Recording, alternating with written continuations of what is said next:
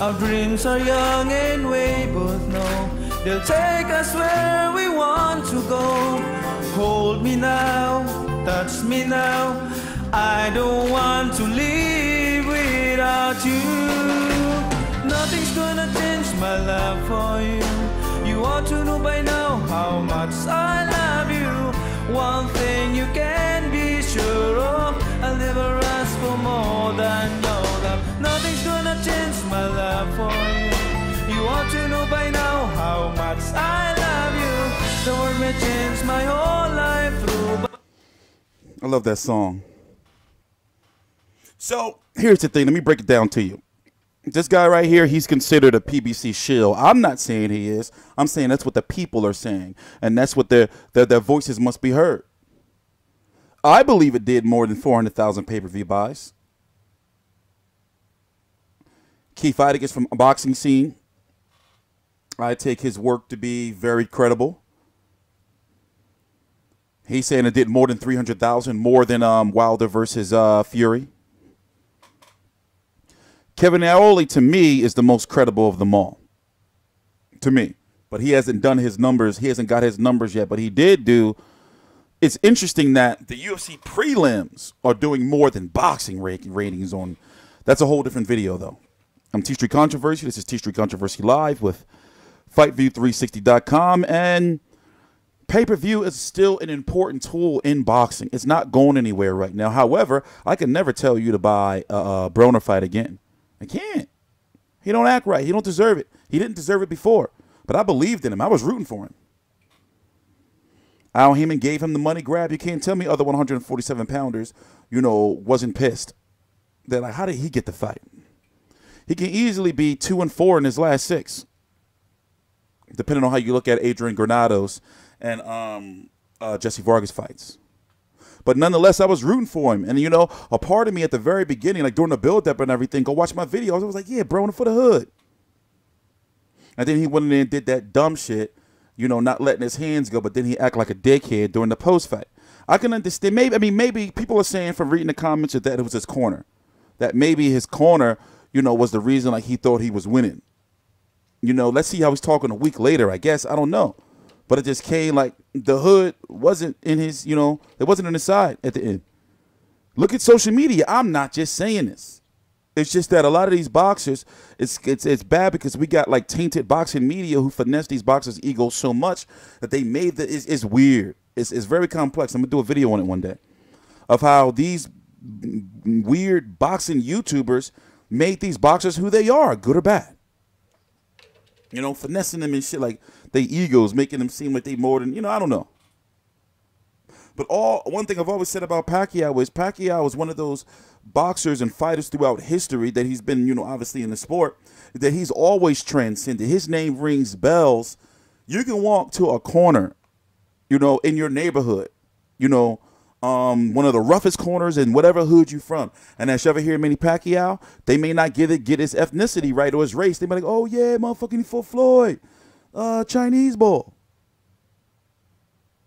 Like his popularity is off the charts globally. Like he's a household name.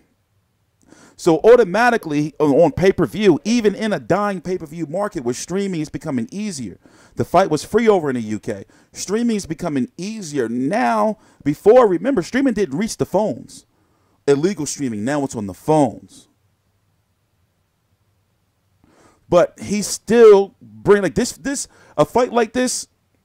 Just 2 years ago would have been 600,000 pay-per-view buys. And I'm talking about in the landscape, not with a Broner with the same records. I'm talking about in the landscape, you know it was. Because streaming wasn't as powerful as it's getting now. You see what I'm saying? So for them to do 300, you know, 400, put it this way, for Wilder Fury to do 325, that was crazy as shit. Also, we are going to get Rick Glasser on the phone. He's a friend of mine. We always don't agree, but we've been chatting back and forth. I told you, we've been chatting like, yo, I'm going to get you on the show. And I was like, you can talk your shit because I want to pick his brain. I want to talk about it. I want to see where he be getting his numbers from. And he cool with it. So, you know, we're going to bring him on. We're going to be talking boxing. And I'm like, I told him, I was like, listen, you come on here. We're going to talk. And I'm going to leave it up to y'all, the people, to like, you know, dissect everything he talking about. So I got suspended on Facebook, but but I opened up my Broner account. But I'm gonna be back on my regular account on Friday. So, you know, pay-per-view, like you just gotta do it right with pay-per-view. You can't abuse it these days, man. You know, Con Crawford, I understand why I had to be pay-per-view because you know, the money, the sponsorships. It's too much money for both of those fighters to be making. You know? Pacquiao was guaranteed what, about 30 million or so, 20 million, correct? Was it 20 or 30? But a good chunk of that went to the IRS. And a lot of people don't understand is that, you know, once again, you've always heard of like back-end money is like the money that if the pay-per-view reaches a certain amount and Showtime gets their cut, the network, no, not the network is Showtime, the cable companies get their cut, you know, promoters get their cut, and then the fighters get something extra. But there's also, you know, extra money that Al Haymon gives you. Or he signs his fighters too. So, for example, Al Haymon will sign you up. You have a contract. He'll give you, you know, he'll get you a house. He'll get you a car. He'll, you know, like always make sure you got some bread. But basically, you belong to him. You know, you're his client. But at the same time, he's going to make sure you eat. So, in the case of Pacquiao, he says, all right, Pacquiao, right? I'm going to sign you up. Take care of your tax, you know, issues. But you say thank you, Al Haymon. And you get in that ring, motherfucker, in the fights. I'm not saying he say that, you know. But then the money that he's guaranteed from Showtime, he get to keep that along with the pay-per-view buys. But Al Haymon wins. Now, this is what I've, you know, I'm probably not explaining it right or I'm rushing through it. This is how he's always operated in making sure he's taking care of his fighters. You know, you always heard how, well, you know, Al Haymon, you get 2 checks. You get your, you know, your fight check, you know, and then you get another check. So that shit you see in regards to the commission, you know, you get that. You know, when it says, you know, guaranteed purses, Broner 2.5, you know, all that. But then you've heard Broner say many times that he make more than, what, $5 million a fight or something because of his contract with Al Haymon. You know? So I was happy, extremely happy. Even though I was riding with Pacquiao for not leaving his promoter at the time to bow down to Floyd's demands, but I'm happy that he's with Al Haymon. It's the perfect, you know, way to end his career because you know Al Heyman's going to take care of him because Pacquiao is a valuable asset. Throw all that Floyd Mayweather shit aside. You know, Al Haymon is a businessman, is a promoter, advisor. I'm sorry, Al. I'm sorry, Uncle Al. I'm going to show you this picture we took. He invited me up to Aspen with him. We talked about some very controversial business. Here, I'll put it down, put it over here. He brought me that jacket. Put it up here. I'm going to get this frame. But in the meantime, there, we can put it right there. There we go. But I've been saying, like, it feels like Floyd may be jealous a little bit. It's just been seeming like it. You know? And maybe him going over to fight Poor Tension, you know, beating up that little kid, maybe that was his way of, like, you know, lashing out and venting. Remember, that was some old other shit. That wasn't Mayweather Promotions. That was TMT and One Entertainment.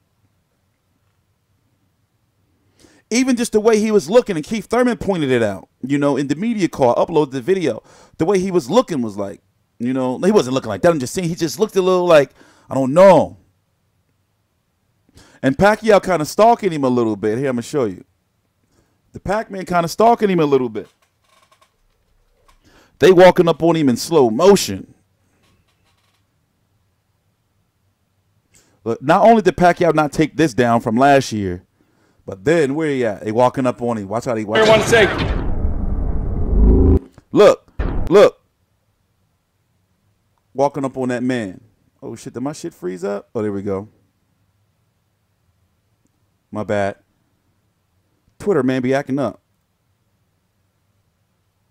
Floyd, stand here 1 sec.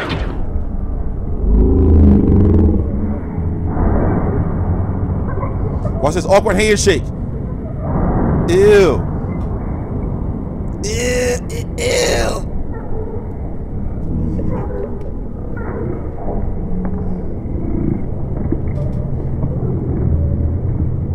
Yeah, I'm gonna get you, Floyd. I'm gonna get you, Floyd. I mean, he like, I'm gonna get you, Floyd. He gonna get Floyd. He gonna get him.